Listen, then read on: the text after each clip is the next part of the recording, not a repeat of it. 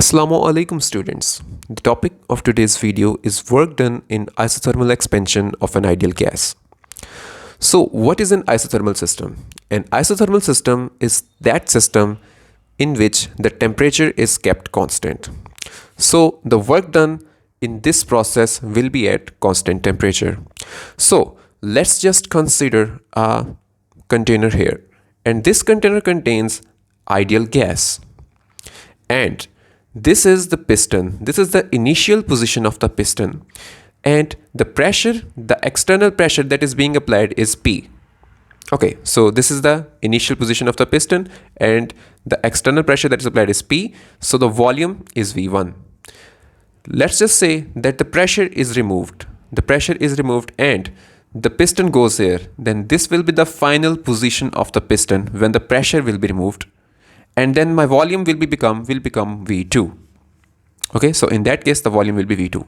So now let's just consider that during this expansion, because as you know the pressure is being reduced, so that means the gas here is expanding. So let's just say that during this expansion, this process undergoes infinitesimal small changes. So let's just say that when the piston was moving upward, there was this point here. When the piston was here, the pressure has been reduced by dP. Okay, so I'm just saying that at some instant of time when the pressure was being reduced, the piston was here, and at that point the pressure was P minus dP. And during this change, the change in the length was dl.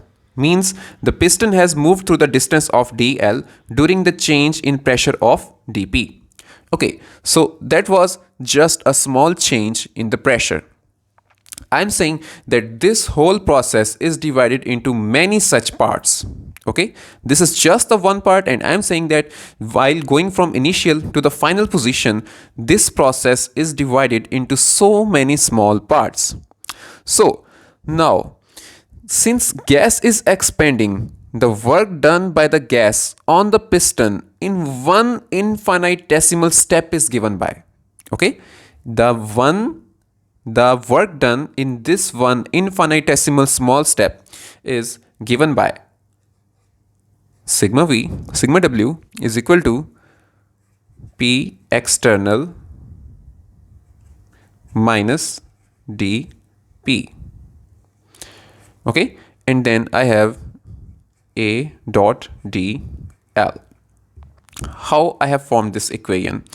This equation is being formed because, as you know, the formula for work done is force multiplied by displacement. So let me just write it as work is force multiplied by displacement.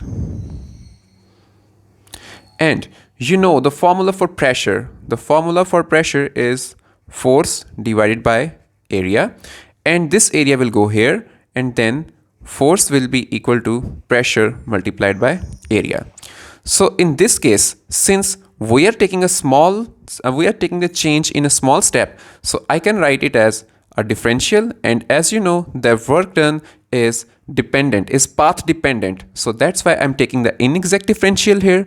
And similarly, the value of force is pressure multiplied by area, and here, as you know, that pressure is being reduced by P minus dP, so my pressure in that case will be P minus dP, and then I have to multiply it with an area, so this is the area of the piston, and then again dot displacement is the change in displacement dl. Okay, so this is how I have formed the equation for the work done.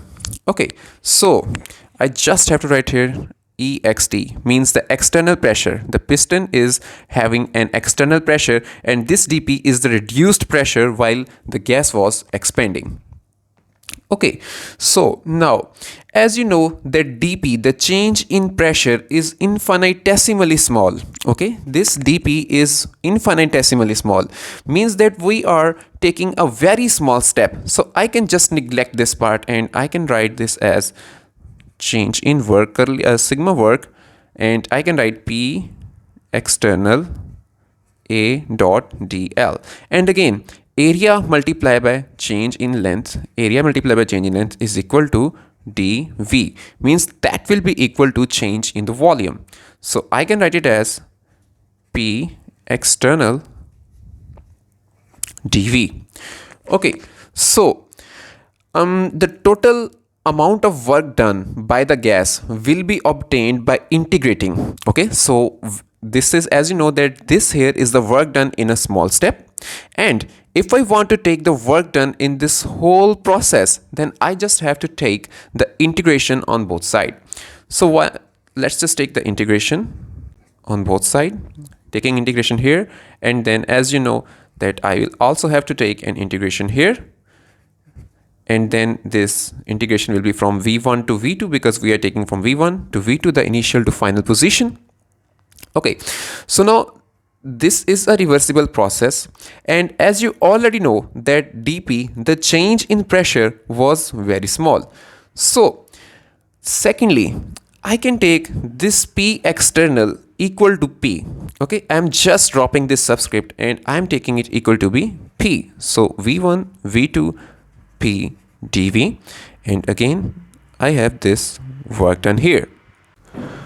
I have just written this equation again here because I am going to describe something, so that's why I have written this equation again.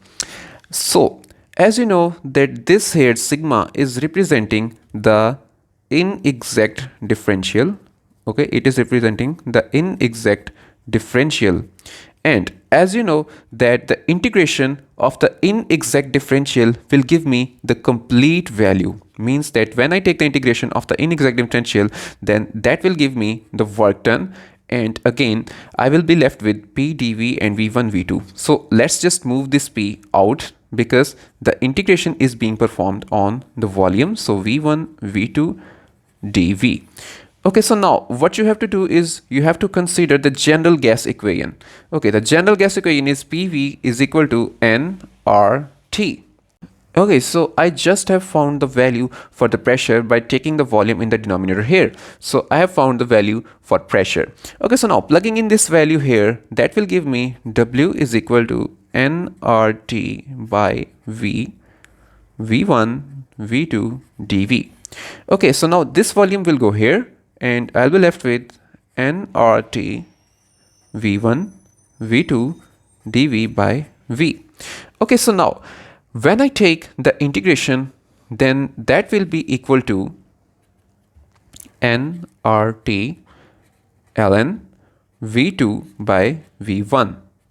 Okay, so this is our final equation of work done, and I can write it here as again W is equal to nRT ln V2 over V1. This here is the final equation for the work done in isothermal expansion of an ideal gas. So if you have any question, you can ask in the comments. Thank you and Allah Hafiz.